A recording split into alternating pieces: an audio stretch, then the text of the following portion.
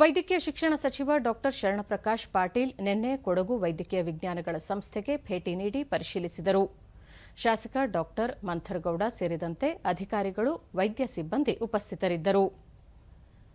ಇದೇ ವೇಳೆ ಸಚಿವರು 300 ಹಾಸಿಗೆಗಳ ಸಾಮರ್ಥ್ಯದ ಹೊಸ ಕಟ್ಟಡ ಹಾಗೂ ತಾಯಿ ಮತ್ತು ಮಕ್ಕಳಿಗಾಗಿ ನಿರ್ಮಿಸಲಾಗಿರುವ ಹೊಸ ಆಸ್ಪತ್ರೆ ಕಟ್ಟಡವನ್ನು ಪರಿಶೀಲಿಸಿದರು.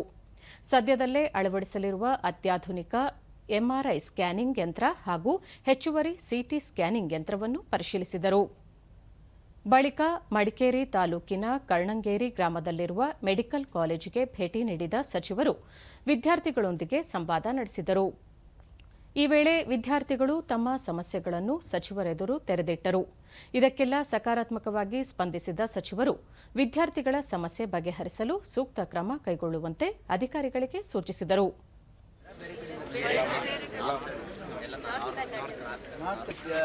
How is the dissection going on? You have bodies? Sufficient kind of...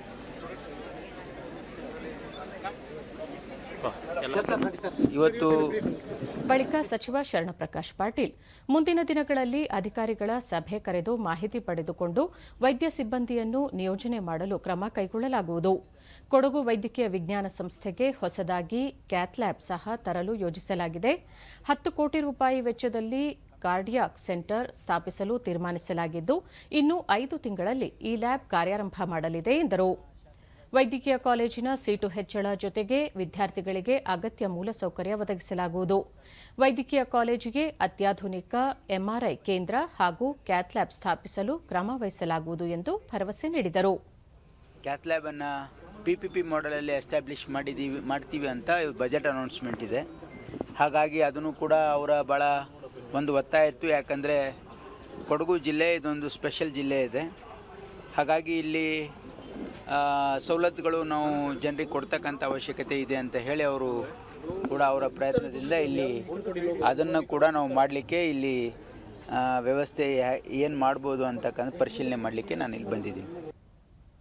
ವೈದ್ಯಕೀಯ ಶಿಕ್ಷಣ ಇಲಾಖೆ ನಿರ್ದೇಶಕಿ ಡಾಕ್ಟರ್ ಸುಜಾತಾ ರಾಥೋಡ್ ಸಿಬ್ಬಂದಿ ಹಾಸ್ಟೆಲ್ ಸಮಸ್ಯೆಗಳ ಕುರಿತು ಗಮನ ಹರಿಸಲು ಸಚಿವರು ಸೂಚನೆ ನೀಡಿದ್ದು, ಅದರಂತೆ ಎಲ್ಲಾ ಸಮಸ್ಯೆಗಳನ್ನು ಪರಿಹರಿಸಲು ಕ್ರಮ ಕೈಗೊಳ್ಳಲಾಗುವುದು ಎಂದರು.